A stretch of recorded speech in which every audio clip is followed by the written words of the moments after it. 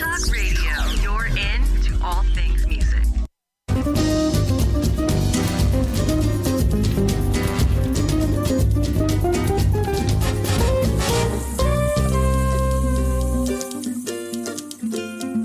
Welcome to Making It with Terry Woolman, the show that explores the secrets, successes, and strategies for making it in the music biz.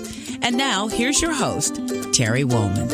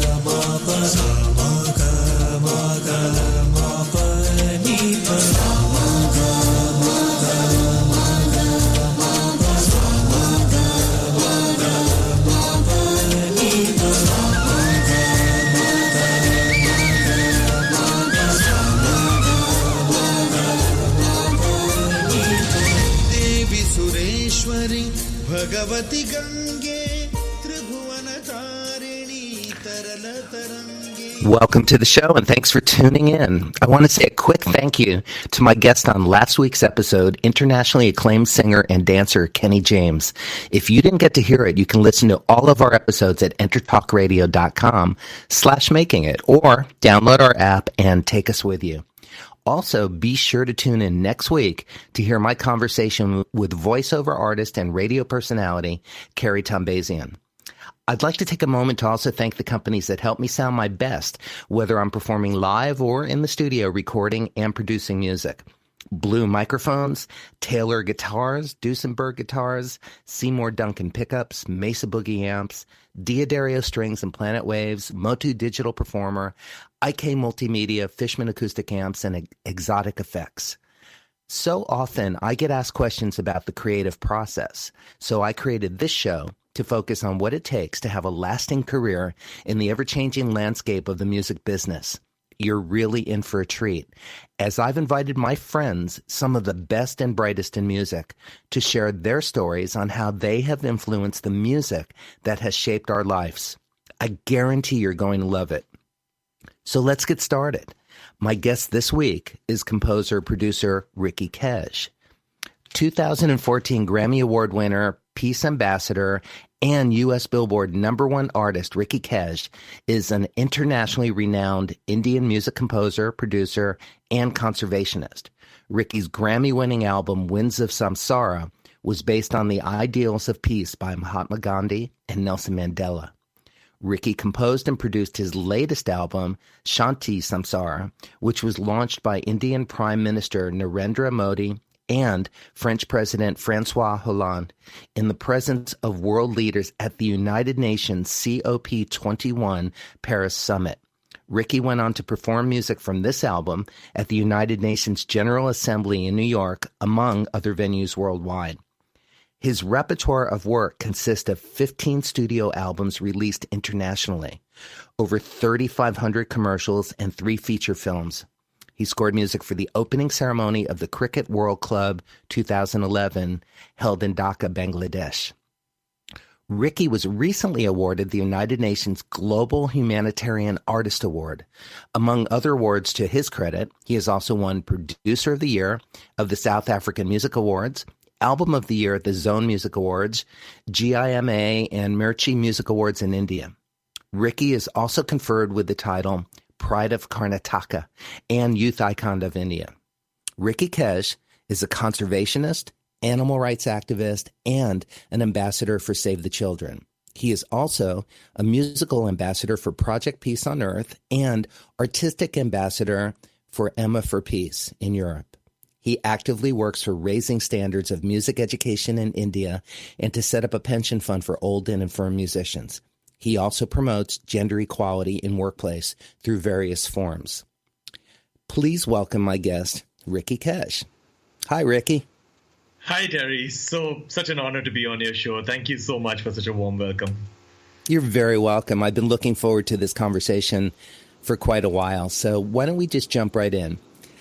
You were born in North Carolina and moved to Bangalore, India when you were 8 years old. In what ways do you think moving 8,000 miles across the globe influenced you as a young child? I guess I was very young to actually notice the difference. My father was a doctor in North Carolina for many years, I think about 25 or 30 years. And we actually my family did not have any intention to move out of there. And that's the reason why I was given an American name rather than an Indian name. So my name is Ricky. So so my father gave me an American name so that it would be easier for me to be in school and in college in America. Right. But then when I was about 8 years old, that is when my family decided that they wanted to get back to their roots and move back to India. So actually, to me, I guess India did influence my music a lot. As you can hear, my music is very inherently Indian. The soul of my music is Indian. And I guess that's because I grew up in India. But the move did not affect me much, nor did I realize much about it because I was too young to notice anything. Right. That makes sense. So you completed your early schooling at the Bishop Cotton Boys' School. Is it typical in India to go to a gender-specific school? It actually used to be when I was very young. When I joined school in India, it was quite. It used to be quite common for children or parents rather to send their children to gender-specific schools. But the Bishop Cotton Boys' School, which I went to, is basically a Christian school. It was founded by the British when they ruled us. So you can imagine the typical British private school where you're wearing a uniform and a blazer to school every day, and that kind of a thing. So that's what I did. That's what I did through my schooling. And but yeah, now of course things are changing. The British schools, which still stand strong, are still gender specific. But that's not because of any tradition or any cultural influence. It's just because that's the way these schools were built, and that's the way they just carried on. But there are a whole lot of internationally renowned schools in India which are not gender specific, which are mixed education, and a lot of parents are sending their children to these schools, and both schools are equally good education-wise, I guess. Well, that leads me to my next question. The sister school, Bishop Cotton Girls High School, is located across the street and can be reached by a 2-minute walk. Was that a good idea? Not a 2-minute walk, actually. It was just across the street, so it was like 15 just seconds. Across the street. Yeah. Got it. So even more convenient. Yeah, extremely convenient. So, I remember as school kids, we used to we used to keep peeping into their gate and stuff like that. We used to keep peeping into their compound and, and just look at what's going on over there and stuff. And of course, there were many times when both the schools used to unite, like, for example, for big functions and big events and stuff. So we used to interact quite often, actually, and also during musical events, where we used to sometimes have, some of the girls from the girls' school and some of the boys from the boys' school uniting and forming a band. So there was a lot of interaction between both schools. We used to have even social events where there were dances between both the schools. So that way there was a lot of interaction between both the schools. It wasn't like a complete deep segregation as such. Right. Okay. The school motto at Bishop was neither to the right nor to the left. Do you feel in any way that you rebelled against that motto or actually followed the straighter path to your destiny as a musician? Actually, there are many ways to interpret that motto, in the sense that there's one way to interpret it is to go down the beaten path and to go down the most treaded path. And the other way would be to just form your own goal and and just look towards that goal, whatever it may be, and not to let anything hinder that goal, and just achieve that goal, and not even look back. So that's something that I followed all my life. Even our philosophical book in India, that is the Bhagavad Gita, always talks about that. Do your duty and try and achieve your goals to the best of your ability without bothering about the fruit. So basically the journey is most important. Whether you achieve your goal at the end really does not matter too much. It's basically the journey towards achieving that goal, number one, and number two is putting in your best, because if you put in your best, you will not be disappointed in the end, even if you don't achieve your goal, because there was nothing more that you could do. Right. I actually started reading the Bhagavad Gita back in high school. So, but English translation, of course. So, but I find that the motto at your school and the clarity in which they talk about moving through life with an intention is really beautiful. I mean, it's something that's influenced me as well. True, actually, because that's what the Bhagavad Gita also talks about, that everything is about fulfilling your duties and also trying your best and doing everything that you can to achieve your goal, as long as it does not hurt anybody else, and not looking back, not looking at your failures, but learning from your failures. So that's something that I followed all through my life. Mm-hmm. So let's talk about your family. I know that your parents were not exactly fond of the idea of you becoming a professional musician. And as a matter of fact, you completed a bachelor's in dental surgery at Oxford Dental College. How important do you think dental hygiene is in becoming a successful musician? So as you know, what happened is that I always knew that I wanted to be a musician, and right from high school, I knew that this is all that I wanted to do for the rest of my life. And my parents were very, very against that idea, because they did not think that music could be a valid profession. And this was compounded by the fact that my dad is a third-generation doctor. So he wanted both his children to be doctors. So that's why I had to make a compromise with my dad, that I had to make a sort of like a deal with him, that I would finish off a degree in dental surgery, and only if I finish off my degree and I get my DDS degree, only then I could pursue a career in whatever I wanted to do. So actually, I sailed through my dental education. Not exactly sailed through. I had to study hard a couple of days before each exam. And the rest of the time I was composing music, and I was a professional musician all through my dental college. And I had various techniques to pass my examinations. I had various techniques to study just enough to get enough marks to go to the next year, because the thing which I dreaded most was that I would have to do one more year of dentistry, and it would take me one more year to get to music full time. Right. So I, in fact, did very well in my dentistry. I was a very good student all through my dental college, and I passed through with flying colors. And once I got my degree, I gave the certificate to my father. And I told him that, this is the end of my dental career. I don't want to practice even for a single day. I want to be a musician. And it's not because I felt that the dental profession is not a good profession. I think it's a brilliant profession. I've got a lot of friends who are dentists, and of course I need dental treatment from time to time. And I know the importance of a dentist. But at the same time, it was not a career for me. Right. Well, I'm glad you held true to your path. It's you're making the world a better place through your music, and I appreciate that. Your mother has suggested that your artistic genes were inherited from your grandfather, Janaki Das, who was an actor, an Olympic cyclist, and a freedom fighter. He sounded like he was an amazing man. Yes, I was very close to my grandfather. He was a very, very remarkable man and a man of great, great achievements. He was a freedom fighter. He fought against the British for our independence. And he also, before that, he was an Olympic cyclist. He participated, he represented India in the Olympics. He won gold medals at the Commonwealth Games for India. And he held a cycling record, which was unbeaten for many, many years, even after he retired from cycling. And in addition to that, he was an actor. He, in fact, is in the Guinness Book of World Records for acting in the most number of movies in history. That's fantastic. In the world. Yeah, so in the world. Wow. He's acted in the most number of movies. And so he was a remarkable person. I was very close to him. And I guess what I learned from him is not the arts, because I obviously did not become an actor, nor did I become an athlete. But what I learned from him is his perseverance to becoming the best at whatever he set out to be.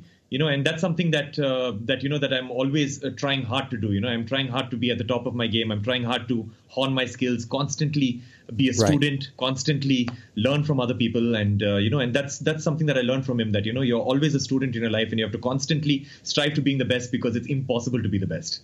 Right. But the journey is what's important on exactly. that. And I'm so in agreement with you on that. We've got a minute before our first break, but here's my question. Did you ever dream as a child of winning a Grammy? Not really, actually, because the thing is that it's very difficult to say, actually, because the Grammy seemed like a very, very unattainable goal, something that, somebody could just dream of. So basically, it was not even a dream for me, actually. It wasn't even an attainable dream, nor was it a distant dream. It's just something that happened, and it just changed my life. Mm-hmm. So tell people where they can find out more about you. What's your website before we hit our first break? My website is my first name and my last name. That is www.rickykej.com. And the other one is of my album. That is shantisamsara.com, SHANTISAMSARA.com. Thank you. We're heading into our first break, and we will be right back with more conversation with Ricky Kej. Stick around.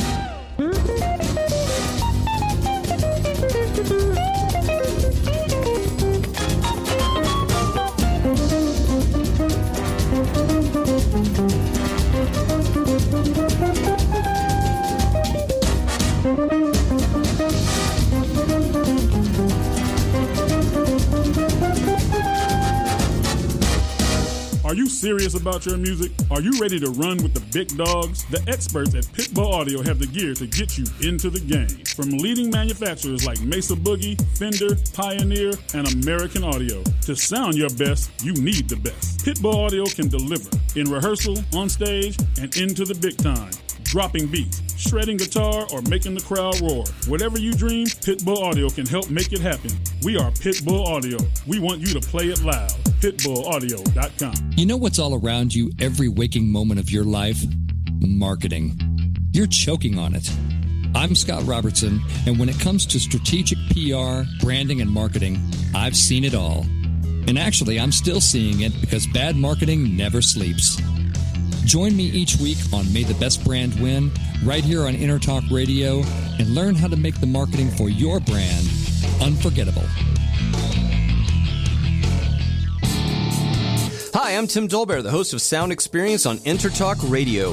Each week, I talk with top professional audio engineers, producers, musicians, and the manufacturers that make the tools that we use in the studio each and every day.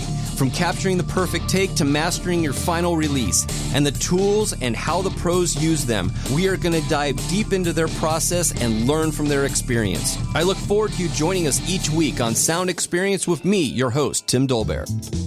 This is Jackie Bertoni from Jackie's Groove. Come join me weekly on my journey through the music business as I take you behind the velvet rope, interviewing industry notables such as Al Di Meola, Michael McDonald, and Al Jarreau, to name but a few.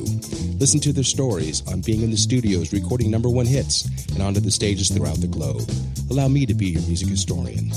You can hear me live every Monday at 2 p.m. and every Wednesday at 12 noon Pacific Standard Time or 24/7 on jackiesgroove.com. Ready to get your groove on?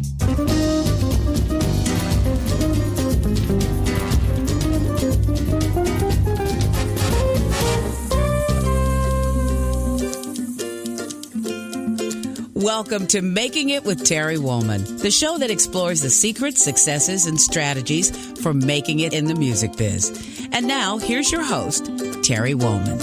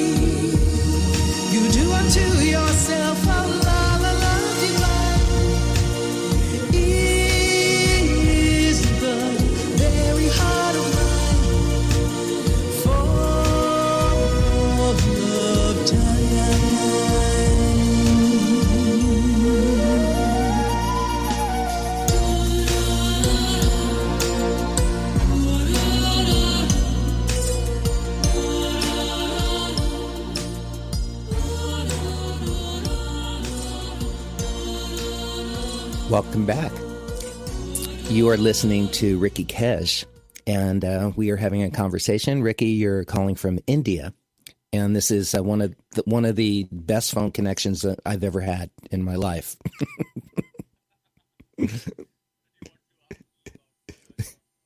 Credit card or something like that. No, well, I do need some tech support, but I'd rather wait until after the show. And which is, as you had mentioned previously, your father had already given you your American name, yes. So you didn't have to make up one. Exactly. When you're helping people with their computer and credit card problems, right? I know. Exactly. Let's since we're joking around for a minute, before we get back to music, I want to read a quote of yours. Dogs have always been a part of our family. Tell me about your dog, Hachi. He's basically a very, very large part of my life in the sense that he's, of course, I've had dogs since the day I was born. There's never been an instance in my life where I've not had one or two dogs. And Hachi has sort of been there for me because during the time when he came into my life, I had a lot of ups and downs in my life, and he was there for me during that entire period.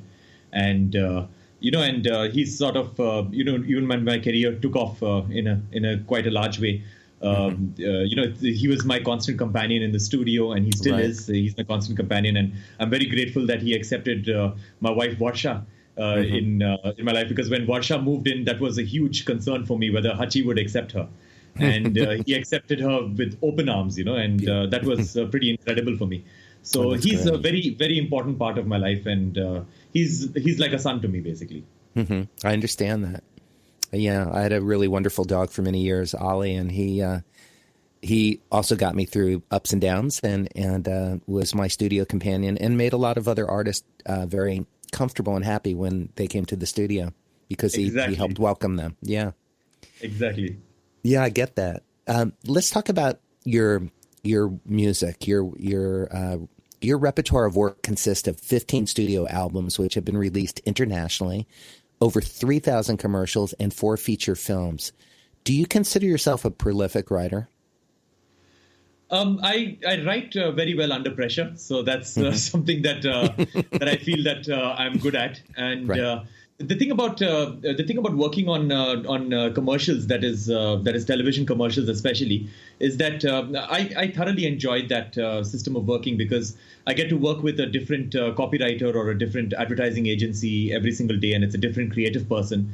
And like, let's say today I get to work on a Japanese folk jingle, and tomorrow I get to work on an Indian folk jingle. The next day it's a Western classical jingle. So the thing is that I get to work on all these different genres of music. I get to work with all these different musicians, these different creative people, and I'm always on my toes to understand what's new in all these different genres of music. What are people listening to? And in these ways, when I'm working with so many creative people, all their creative ideas, all their creativity sort of rubs off on me, and it starts finding place into my music, which I always feel is completely global, because all these influences just end up being part of my being part of my mind. And when I want to express myself through my own music and through my own passion music, all these things end up being parts of my own expression. Well, do you think your background of composing music in the advertising world has added more clarity to your personal composing work? Definitely, because it's a learning experience. I feel that working on advertising music is just like going for a workout to the gym. The more you work out at the gym, the better you get at it. And your body pains lesser, and it comes easier to you and stuff like that. So basically, it works for me in exactly the same way that that the more I work on advertising music, I feel that the more I learn about music, the more I learn about myself, the more I surprise myself, as to my abilities to compose something that I normally would not have even listened to. For example, once I had to work on something which was Peruvian, like a Peruvian folk song was a reference for a particular jingle that I had to do for a multinational brand. And I'd never even listened to that particular form of music, and then I just surprised myself that in a day I was able to learn that form of music and actually compose a 30-second piece of music based on that. Then after that I started learning a whole deal about their culture, and I started interacting with a whole lot of Peruvian musicians and jamming with them and coming up with new song ideas with them, because I just love that form of music. So that's what advertising music does to you. It just introduces you to new creative people, new forms of music, and then it just ends up being part of your expression. Right, especially when you are open-hearted and open-minded to dive into another genre of music and get so deeply inside of it that you actually begin to inherit it, and it's a beautiful experience to be able to do that. True. That's what it is all about. That just getting into a new adventure, just diving into it and figuring out a new musical adventure, so that that, and just making that into a learning experience. Sure. What do you love most about music? I guess that's a very difficult question to answer, because for me, everything about me is music. So it's very difficult for me to answer that question, because there's not one particular thing that I love about music. There's not one particular thing there's not one particular way that music affects me, because it just affects my being in every single possible way. When I'm walking on the street, I'm walking in time. I'm walking in like a 7-beat, or I'm walking in a common time or something like that. And when I'm sad, I'm during a period of time, like let's say when I'm sad about something, I'm already composing a background score of me being sad, and and then when I'm happy about something, I'm composing a piece of happy music in my head, which would be the background score of my life, Sure. When I'm happy, when I'm driving the car and I'm driving it really fast, let's say on the highway, on the freeway, then I'm composing chase music in my head to accompany me while driving, So everything about me is music, There's nothing about me that is not music, and so it's very difficult for me to answer the question as to why I love music, because I do not exist without music. Right. Yes. I'd like to read a quote about you and your wife Varsha, and here's the quote: "He's the talker, she's the listener. She likes to exercise. He loves eating junk food. A common love of home, however, binds this couple." Does this accurately describe your relationship with Varsha? I have no idea where you found that from, but it is like 100% accurate. Because Varsha is the observer, in the sense that she's really good at observing. She's very good at figuring out things really quickly, whereas I'm the person who constantly wants to express myself, whether it is through talking or whether it is through my music or whether it is through any kind of an art form. she loves taking things in. She loves giving perspective to things, and she loves looking at things from a distance, and looking at things objectively. Whereas for me, everything is from the heart. Whereas for her, everything is very, very objective, and she understands things really beautifully. Then about exercising, Varsha practices yoga. She exercises every day in the morning. And for me, I am a very compulsive junk food eater, like in the sense that when I get into Los Angeles, my 1 point agenda is that we have to stay near an In-N-Out burger. Or we have to stay, or where is the nearest fat burger, or so that's basically my thing. And I love junk food because I initially got into junk food because it's very easy to consume and it's very fast to make. So, it does not waste too much of time, and I can get back to my music really quickly. And then slowly it just became sort of something that I love, and we don't get enough junk food in India. So when I'm in America, I end up getting my junk food fix. And of course, it's bad for me, and I completely understand that. And I wouldn't encourage any of your listeners to get into it, but it's just a habit that I have. And what was the third point that you made? Basically, it's a common love of home. However, that binds the two of you. Yeah, both of us absolutely love our home, and we love getting back home after various travels and stuff. So both of us love being. Well, then I suppose you won't have an answer for my next question, which was kind of a selfish question, but which is, what's your favorite Indian restaurant in Los Angeles? It sounds like it would be, yeah. Do you have one? There is a restaurant called, there is one. There is a restaurant called, I think it's called India Cafe. It's at Ventura. Okay. I've forgotten the name. I've been there a couple of times. I've been there about 3 or 4 times, but I'm really surprised that I do not remember the name, actually. It's called India Cafe. I'm pretty sure it's called India Cafe. So that's authentic. Yeah. It's very authentic, actually. In fact, this one time I'd taken about 10 guests over there, and I was entertaining them over there. And, and I was, this is the first time I actually visited the restaurant, and, and I felt the food was really authentic. It was just the way that we make it at home. No difference at all. And the what do you call that? The waiter, he came up to me and he asked me in Hindi, what do you think about the food? And I was about to tell him that, I love the food, but it's very bland. It does not have the hotness that I'm used to back home. So it's very bland and I'm not enjoying it as much as I should. And then at that time, I heard all 10 guests say in chorus that, wow, this food is so hot, I can't handle it. Right.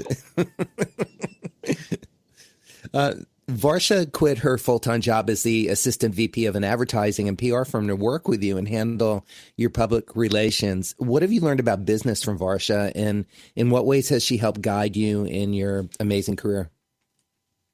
I guess, So when Varsha and me got married, I think a couple of months into our marriage, I had a person who was handling my day-to-day activities and my public relations and stuff. And she unfortunately had to quit because she had to spend more time with the family because she was having because of her parents had taken ill. So she had to spend time with them. So she told us that she could only work with us for about 1 day a week. So then I offered the job to Varsha. I tried to match her salary, and I told her that, can you quit your job and work for me? So she immediately jumped on board, and Varsha started working with me. So I was very, very lucky to poach Varsha from her existing job at that particular point in time. And of course, I learned a lot from Varsha after that, in the sense that about how to navigate from a sense of business, and how to keep my business sustaining, in the sense that because see, at the end of the day, all that I want to do is continue doing music till the day I die, because that is basically my goal in life, that till the day I die, I want to continue doing music, and whatever it takes, I want to do that. And in order to do that, I need to sustain myself. The money needs to constantly come into the studio so that the studio sustains itself, and and I'm able to continue doing music. And Varsha has taught me how to do that, and she will ensure that I will continue to do music till the day I die. I want to talk about your latest album, Shanti Samsara, which was launched by Indian Prime Minister Modi and French President Hollande. What inspired this incredible collaboration? This particular album, actually, it started off after I won the Grammy in 2015. Our Prime Minister, Narendra Modi, he contacted me and he asked me to meet him at his office in the capital of our country. So I flew down, and what I thought was going to be just a simple, a photo op, because I won the Grammy, so just a regular photo op and, a congratulatory message, turned out to be an hour-long meeting where, Mr. Modi recognized that I'm a very strong conservationist and an animal rights activist, and he also recognized that I'm a musician. And he just encouraged me to bring both these worlds together. And he said that he was going to be at the COP21 summit, that is the United Nations Climate Change Conference, which was happening later that year. And he said that, I'm going to be delivering the keynote speech over there. So if you create an album which brings both these worlds together and make it truly inclusive, having cultures from all over the world speaking about how they celebrate the environment and how it is important to take care of our planet, then he said that I will take copies of this album. I'll take copies of this album and I will launch it at the COP21 summit in front of all the world leaders, and I will make sure that every single world leader gets a copy of the album. So that itself was very inspirational for me. And then 500 musicians later, 40 countries later, I had the album ready. And of course, our Prime Minister loved the album, and then he launched it at the Climate Change Conference. You also made an interesting and bold business move, which is to give the album away. Yes. Because for a variety of reasons, the album was created to create awareness on the environment and to create awareness on climate change, or man-made climate change. Mm-hmm. And so I strongly felt that, to serve the purpose of the album, I should not be wasting a lot of time in promoting the album such that people promoting the album for sales and to ensure that people buy the album, because that would be one more hindrance into getting people to listen to the album. So The only way for me to get the album to reach out to as many people as possible and to create the awareness that I set out to create for this album would be to give it out for free. So from day one, I realized that it's very important for me to give this album out for free so that people can enjoy this album without the hindrance of me trying to promote the album through various channels to get people to buy it. That sounds like a wise choice. I'm going to pose my next question, and we are heading into the next break, so you can think about this and answer it when we come back. But I know that you and I both share a strong belief that music is a healing force that can create great change in the world. And the question that I'd like for you to think about is, what changes have you seen begin through your involvement with the United Nations? So ponder that. And for all of my listeners and our listeners, I'm talking with international artist and composer, producer Ricky Kej.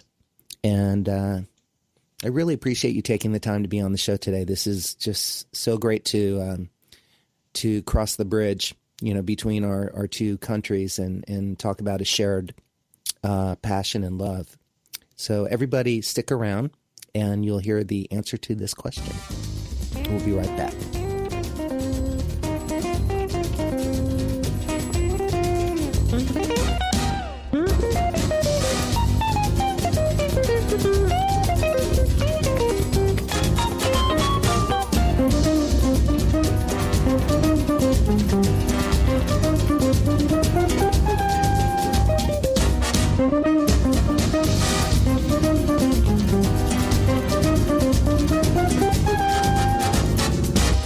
Hi, this is Tim Dolbear, host of Sound Experience here on InterTalk Radio. And Source Connect by Source Element is the essential tool that we use to link between my studio in Austin, Texas and the WS radio station in San Diego. Now with Source Connect, not only can we communicate in real time and with HD audio, but it's synced up and is of a high enough quality that I can use it for real-time ADR work, remote recording and overdubbing, and it even allows me to remotely control a DAW. Source Connect by Source Element. Affordable, high-quality audio and video connection over the internet for all of your production needs. You know what's all around you every waking moment of your life? Marketing. You're choking on it. I'm Scott Robertson, and when it comes to strategic PR, branding, and marketing, I've seen it all. And actually, I'm still seeing it because bad marketing never sleeps.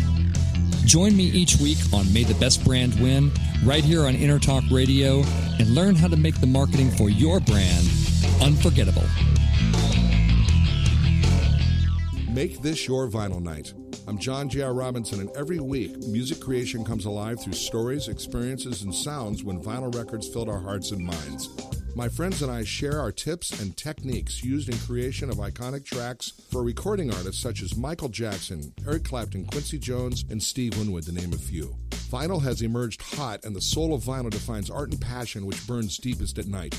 Tune in. Are you serious about your music? Are you ready to run with the big dogs? The experts at Pitbull Audio have the gear to get you into the game. From leading manufacturers like Mesa Boogie, Fender, Pioneer, and American Audio. To sound your best, you need the best. Pitbull Audio can deliver in rehearsal, on stage, and into the big time.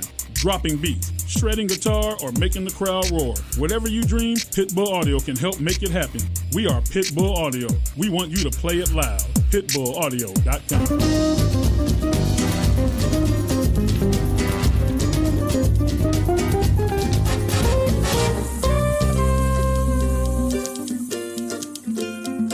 Welcome to Making It with Terry Woolman, the show that explores the secrets, successes, and strategies for making it in the music biz. And now, here's your host, Terry Woolman.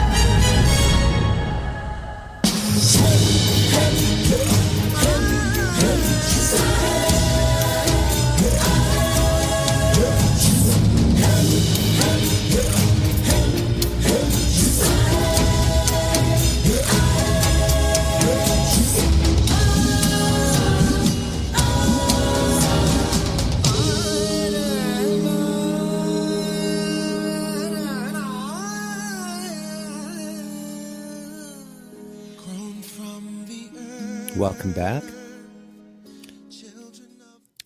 I'm talking with Ricky Kej. And Ricky, you and I both share a very strong belief that music is a healing force that can create great change in the world. And you've been working with the United Nations. And what changes have you seen begin through your involvement with them? I completely agree with you, as you know, that music is a very, very powerful medium because, in my opinion, music is one of the few art forms which actually reaches deep into the consciousness of a person, and it not only to drive a message into the consciousness of a person, but also to retain that message in the consciousness of a person. So it's a very powerful medium, and if used well and if used positively. And what I've seen through my album Shanti Samsara is basically, as you know, it's an album made for awareness towards various environmental problems and issues, and towards man-made climate change. And I've seen a whole lot of artists collaborate with me and also independently to create music and to create pieces of art which talks about this, to spread more and more awareness worldwide. And in addition to that, I've seen that the perspectives of a lot of people who have listened to the album through the letters and through the fan mail that I've received have changed completely, and they've realized what all our priorities need to be right now. That we need to look long term. We need to understand that the sustainability of our planet is of prime importance. That we need to treat our planet respectfully. We need to treat animals respectfully. We are not the only inhabitants on Earth. We need to share our Earth with everybody else, and with all the other life forms that exist on this earth and have existed much before humans have set foot on the earth. Mm-hmm. So this is the message that the album has set out to spread, and I'm very grateful that the message is reaching out to people. You've been an advocate for conservation your entire life. Who instilled that in you at such an early age? It wasn't just instilled born by that way? anybody in such. Yeah, it wasn't instilled by anybody on me as such. It was just a lot of the reading that I was doing, and during my school days, in fact. And I remember in school itself that I used to wonder that when certain things pollute our atmosphere, why are we making more and more technology that depends on it? And that was something that I used to constantly ask my teachers in school. That when we know that these particular things are harmful for our environment, why are we basing everything that we do on these things? Like, for example, on fossil fuels, why are we basing everything on that? And the only answer that my teachers would give me was that it's a huge earth, that whatever we're doing is not going to affect us, because it's a massive earth and it's a massive atmosphere, and and these things have got a way of solving itself, and what we do is just going to affect us today. It's not going to affect us tomorrow and stuff. So they had all these kind of answers, and I would believe that obviously not, because if we are that many billion people on Earth and all of us are doing the same thing which is wrong, then sooner or later we're going to reach a tipping. We're going to reach a level of tipping over, and we're not going to be sustainable anymore. And that's exactly what's happening right now. That we've reached the tipping point, and we don't even know whether we're ever going to recover from how much we've damaged the earth. Right. And when I was a kid, I ended up joining the Cousteau Society. And so you and I both been socially aware, and I wonder if in climate aware and globally aware. I'm wondering if some of that has to do with us both growing up in a similar climate, Miami or India, where it's a tropical atmosphere, and if there's something about that might have impacted our look at the world. Maybe. I'm not too sure about that. Maybe subconsciously that must have had something to do with me questioning what was going on and looking at everything from an open mind. So maybe that is a possibility, because in India we did not see too many different seasons, in the sense that for us spring, summer, autumn, winter is just one big blur. We did not see anything clearly demarcated. So I guess that could have been a reason. Yes. Let's talk about India for a moment. My girlfriend Melanie has always wanted to go to India. I'm hoping to join her. What would you tell a first-time visitor about India? What would be something other than the Taj Mahal that they shouldn't miss? And what's the absolute best and worst of your remarkable country? I guess in India, it's very important to know somebody local at India. Because the thing is that India is a very difficult place to navigate around because it's not like Europe where you can just rent a car and drive around, because our traffic rules are completely different, or the lack of traffic rules. And also the thing is that India, a lot of people, especially when you get your visa, a lot of people are going to orient you into believing that there are a lot of things in India which is dangerous. Don't drink the water in India, or when a mosquito bites you, you're going to get malaria, or that kind of stuff. Don't eat fruits and vegetables, because I've heard all these stories from friends of mine who visited India, and they've told me that they've been oriented and they've been completely made scared about doing anything in India. So I would say that India is just like any other country. You can enjoy yourself as much as you would enjoy yourself in any place in America, in terms of food, in terms of water, in terms of just sleeping at night. But at the same time, it's very important to know local, just to navigate around, to figure out what are the good spots, because a lot of the good spots in India are not showcased too much in the news, because India, unfortunately, is not an extremely tourist-friendly country, because we don't see too many tourists. So it's not a very tourist-friendly country, not in terms of crime and all that stuff, but in terms of that, for you to, like, for example, if I go to New York, every hotel gives me a map of all the tourist locations to visit. In India, we do not have such maps, so you need a local to guide you to going everywhere. So if you ever come to India, of course, I'm going to be the one to host you, so there's going to be no problem for you. We look forward to that. Thank you. You've been an advocate for stronger anti-piracy laws in India as well, and you've stated that there's very little done towards the protection of intellectual property rights. And with the rampant illegal download of music and films, there's a strong need to better protect artists. What do you suggest composers can do to protect their copyrights in India and around the world? In India, we do not have a collection rights society like a BMI or an ASCAP. So the thing is that almost all composers in India do not even know what a residual is, does not know what royalties are. They just get paid their one-time fee, and most contracts in India are work for hire contracts. So it's a very bad situation that we are in. And when it comes to piracy, the thing about India is that 99% of all content in India is created by Bollywood. That is our movie industry, because all our movies are musicals. So most of the music that people listen to are the songs from movies. And so the thing is that all radio stations in India play only Bollywood music. All television stations only play Bollywood music. So it's sort of like they create about let's go one step further, 99.9% of the content in India. Now, the thing is that music is used as a promotional tool for Bollywood to sell movie tickets.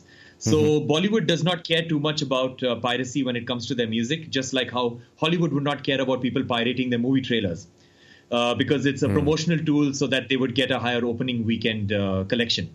Right. So because of this, in India, people are completely inundated with free music content. Everybody in India has got a huge music collection, but nobody even remembers the last time they ever purchased music.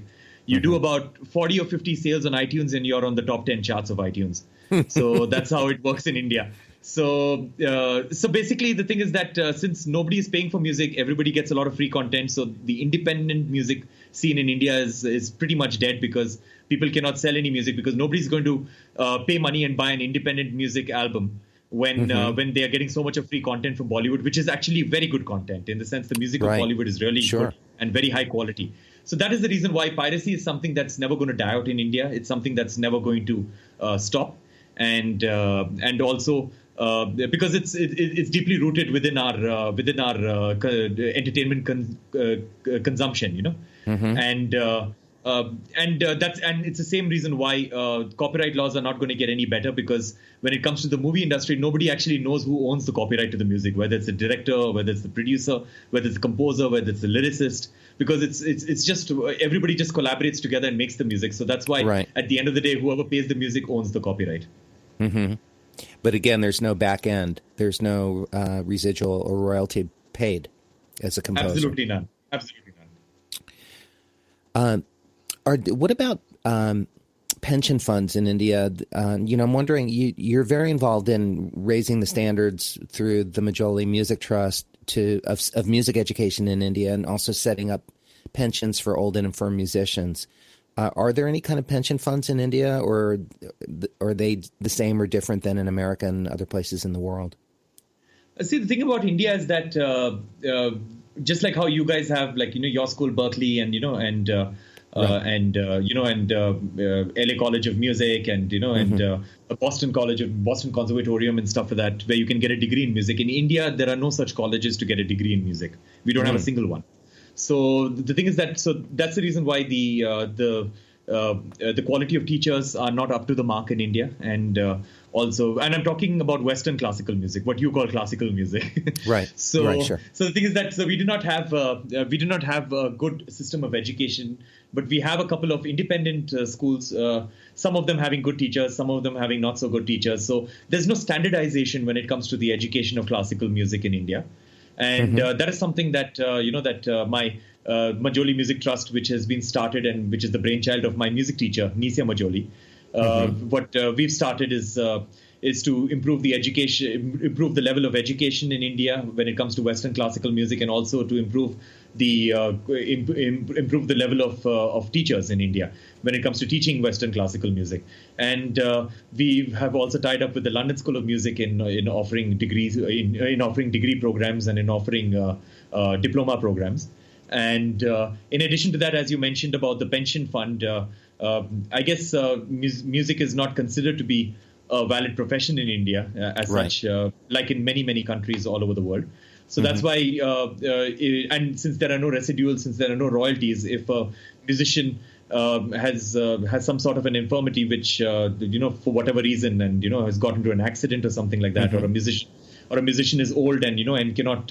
So basically, if they stop playing music, or if they stop going into recordings, and if they stop performing, then basically their income is completely cut off, and they they don't have any way to take care of themselves. So what we do with our Majoli Music Trust is that we select a couple of these musicians and we give them a pension fund for life. Mm-hmm. That's beautiful and very important. I'm wondering, this might be a further conversation with us, but we might be able to start looking at bringing over some educators, musicians, and artists to teach some master classes or do some guest residencies in India. I think it might be a beautiful exchange of information and culture. There are some schools which are already doing that, and it's been working out really well. Oh, good. Yeah. Yeah. Then, here in Los Angeles, there are a lot of us who are studio musicians and artists who are also teaching one day a week at various schools to mentor, and to give back to the community. So true. I think that's so very important. We are actually getting towards the end of our conversation. We have about 2.5 minutes left. And I like to end every show with the same question to my guest. At this point of your life, with everything that you know to be true, what would you tell your younger self? I would tell my younger self to carry on in exactly the way that I did, actually, because I've got absolutely no regrets in life, because I look at every single failure, and I've had many failures in life, but I would look at every single failure as a stepping stone to the next success, and also as a huge learning experience, because unless I had those failures, I would not appreciate the successes that I had. So I've got zero regrets in life, and I would do, if I had to go back and meet my younger self, I would do everything in exactly the same way, because I'm really, really happy where I am right now. I'm so glad to hear that. And it comes across in your music. There's a joy to your music and a clarity that I hear and feel, when I listen to your records, and now I have a better understanding of why. Thank you. Yeah. Is there anything else you'd like to share in our last minute about what's important to you in your life right now? What's going on? I guess what I'd like to share is basically something that could be termed as being preachy, but I would say that I think it's important for everybody to be more responsible citizens of our planet right now, because we are facing a huge problem right now when it comes to the effects of climate change. And I would say that we should, that if people, if some of your listeners do not know much about it, it's important to read about it, because everything's out there on the internet. There is a scientific consensus all over the world that climate change is man-made, and it's human-induced. And, so I think it's important to be responsible. And and if you're a musician, if you're an artist, then it's important to reach out to your people, to reach out to your fans through your art.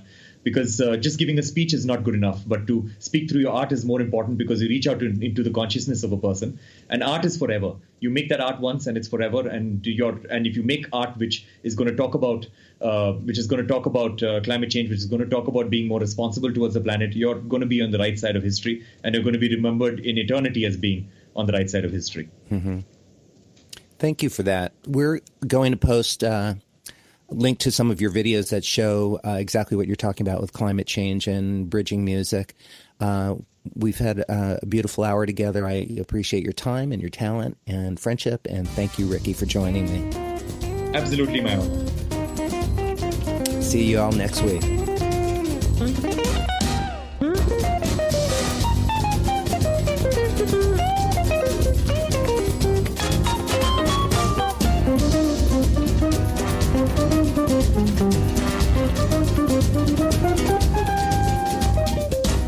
Tune in again next week for another great episode of Making It with Terry Woolman.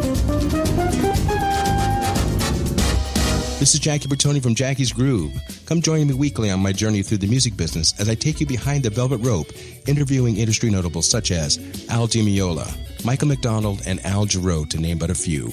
Listen to their stories on being in the studios recording #1 hits and onto the stages throughout the globe. Allow me to be your music historian. You can hear me live every Monday at 2 p.m. and every Wednesday at 12 noon Pacific Standard Time, or 24/7 on jackiesgroove.com.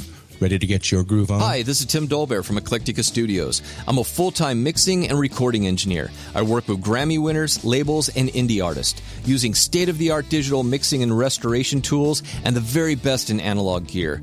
Really, though, it's my ability to bring tracks to life and fulfill your vision for your music. This has made me sought after by producers and artists worldwide. So spend your time working on music and not chasing a mix down a rabbit hole. Go to timdolbear.com and check out our free one-song mix offer. You know what's all around you every waking moment of your life? Marketing. You're choking on it. I'm Scott Robertson, and when it comes to strategic PR, branding, and marketing, I've seen it all. And actually, I'm still seeing it because bad marketing never sleeps. Join me each week on May the Best Brand Win, right here on Intertalk Radio, and learn how to make the marketing for your brand unforgettable. Are you serious about your music? Are you ready to run with the big dogs? The experts at Pitbull Audio have the gear to get you into the game. From leading manufacturers like Mesa Boogie, Fender, Pioneer, and American Audio. To sound your best, you need the best. Pitbull Audio can deliver in rehearsal, on stage, and into the big time. Dropping beats, shredding guitar, or making the crowd roar. Whatever you dream, Pitbull Audio can help make it happen. We are Pitbull Audio. We want you to play it loud. Pitbull Audio.